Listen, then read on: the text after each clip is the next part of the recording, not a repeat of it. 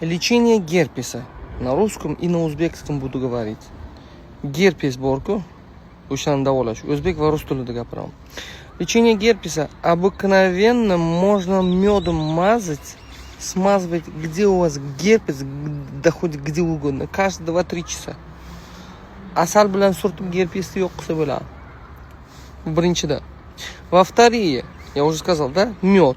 А потом можно, если у вас даже мед нету, если у вас уксус, яблочный уксус, можно козий кал,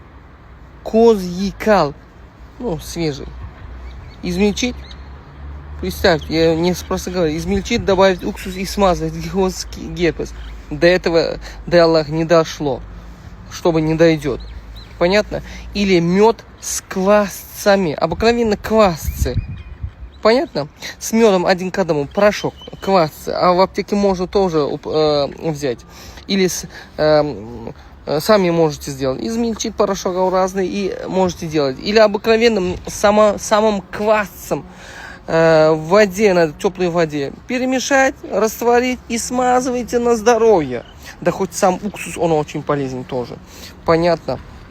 Я говорю, все это в домашних условиях можно.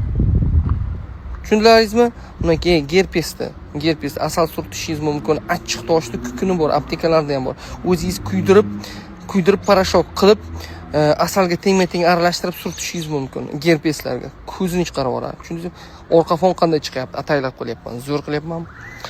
Undan keyin echkini qumalog'i bor-ku, o'sha qumalog'ini ezib turib, svejisini уксус aralashtirib, яблочный, olma sirkasini aralashtirib, gerpesga surtishingiz mumkin. U shartta mazali ekan.